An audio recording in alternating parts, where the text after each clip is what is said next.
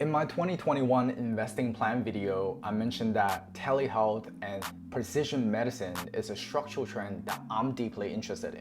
So I went hunting and found two potential ASX gems in the precision medicine and health tech value chain. Now, if you think that I evaluated these stocks unfairly or have any other small cap stocks you'd like me to cover in the future, just let me know in the comment section below. And of course, this video is not financial advice or recommendation for you to do anything. It's just general information for entertainment purposes. But if you do learn something new, consider gently smacking that like button right there. And without further ado, let's go! So for each of the companies, I'll cover four main things. One, I'll talk about a general overview of the company and how they make money. And then I'll talk about the financial health, the management team, and then I'll wrap up the section with valuation. Along the way, I'll comment on the risks and things that I don't really like about the business. And the first company is Volpara Health Technologies. As of recording this video, Volpara is trading at $1.41 per share with a market cap of approximately $350 million. Not quite brain chip stock status, I know. This is predominantly a software as a service company focusing on breast image analytics for early detection of cancerous cells and improving clinical workflows at the same time. The problem they're trying to solve is twofold. One, ladies' chest area are very different in density, and the different densities might actually mask the bad cells during the screening process. As a matter of fact, the new US CEO, Catherine Simpson, actually talked about that in her journey as a cancer survivor. It's so worth listening to if you're interested in Volpara.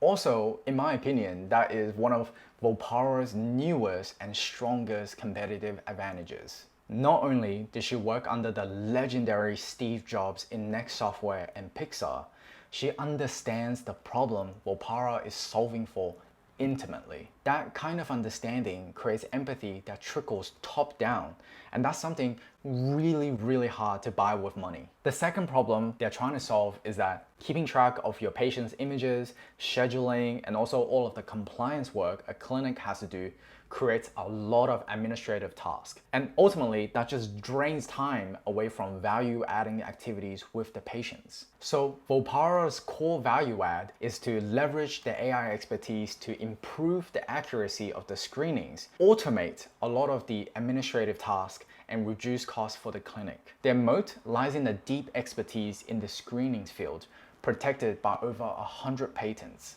Currently, screening is approximately a 1 billion New Zealand dollar recurring market, with 27% of the US market using at least one of Volpara's products. Part of the massive jump in market share between 2019 and 2020 comes from the acquisition of MRS. My question is, how will they continue gaining market share from here? Part of what the new US CEO brings to the table is her digital marketing expertise. So I'll be really keen to know what kind of levers they pull to get more market share in the near term. I won't talk too much about their expansion into lung CTs since it's still a very small portion of their revenue currently. In terms of financial health, the balance sheet is incredibly strong.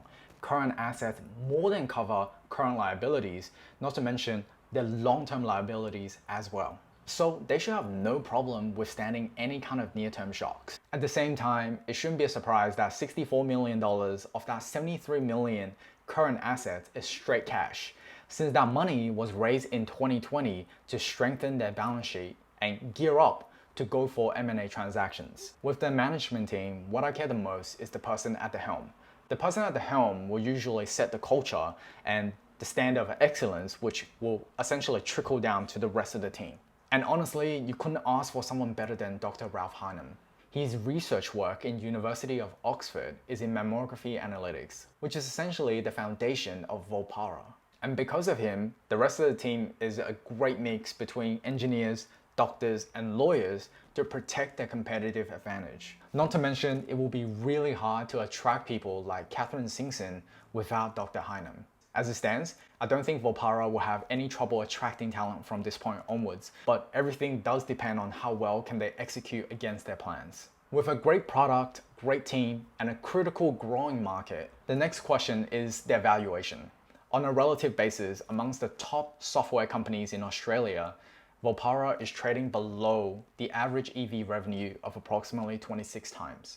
But the thing is, I don't think Volpara is fully monetized just yet. If we just focus on Volpara's 27% market share and ignore the fact that they will get new customers, etc., the current revenue run rate is approximately 11 million New Zealand dollars. In their most recent half-yearly report, they have said that they are focusing on selling a platform and not just a product. And within the platform, it contains all of their products, including a few additional integrations, making the entire suite incredibly attractive. Based on that, I'm making a conservative guess that a third of Volpara's old customers, excluding the customers that they got from MRS systems, would want to upgrade.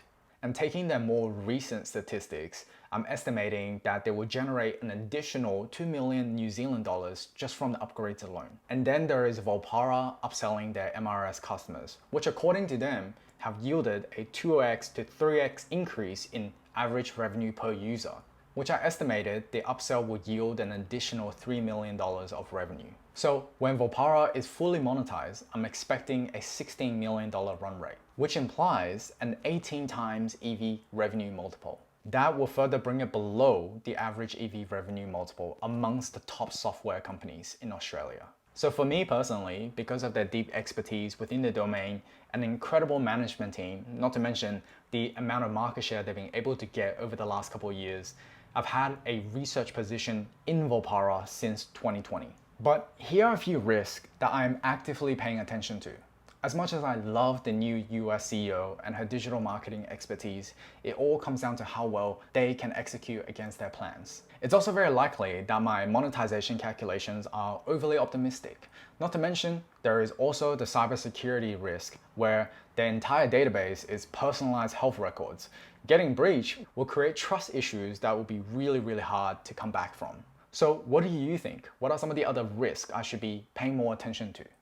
Next, let's talk about Mark 7. As of recording this video, Mark 7 is trading at $1.19 per share with approximately 280 million market capitalization. This is an enterprise image management system, and the core value proposition is to enable hospitals or healthcare institutions to store all of their images in a single place. The whole point is that instead of having separate image management systems for every department, which create tons of inefficiencies and costs, just store it in a single place. And having a single source of truth for the first time for the hospital to run their operational and predictive analytics from, you can imagine why Mark 7 is such an attractive product for these healthcare institutions.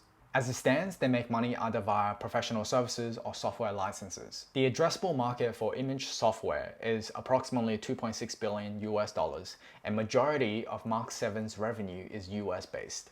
Firstly, I have to say that Mark 7 is the first small cap company that I've studied with a positive cash flow and actually making money. And even though they just became cash flow positive, I still think it's really worthwhile mentioning. And then there is their pretty balance sheet. This balance sheet does look good, but it hasn't been updated from the $40 million that was spent on acquiring a new business. Their latest business update have mentioned that they still have $17.8 million of cash on hand at the end of October last year, so it still more than covers the short-term liabilities and the long-term liabilities. And on the 30th of June, they have no debt, so their balance sheet is clean as heck. In terms of management team, again, the most important thing to me is the person at the helm.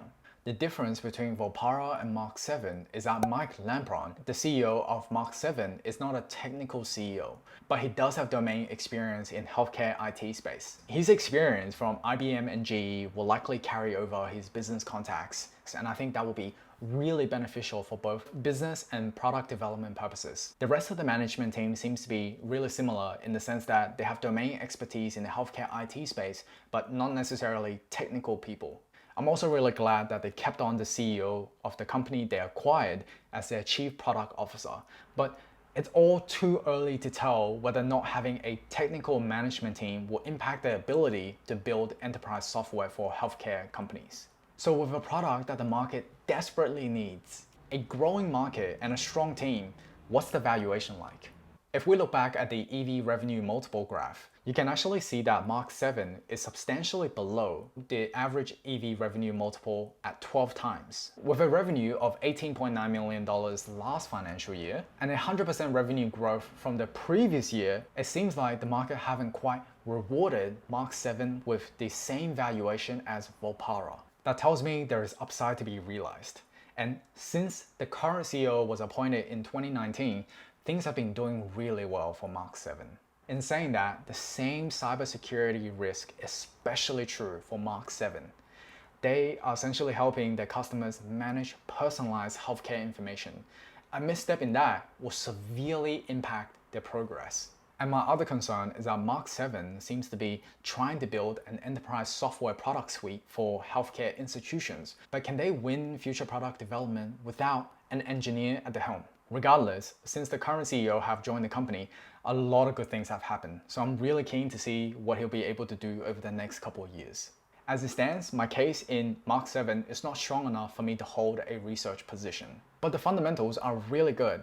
Products are wanted by major healthcare institutions. That's why I'm watching them closely for the near term. So what do you think? What are some of the other risks I should be aware of when it comes to trying to understand Mark 7?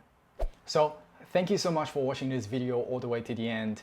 If you want to be part of my fortnightly Q&A, not to mention some additional content pieces, consider supporting this channel via Patreon. Nevertheless, if you have learned something new, consider gently smacking that like button, subscribe to my channel, and click onto the bell so that when I release future videos, you'll be the first one to know. If you're not sick of me yet and are in the mood for additional videos, I have put something on the screen that I think you'll really enjoy. Until next time, my name is David. Otto will always do the honors and see you very, very soon.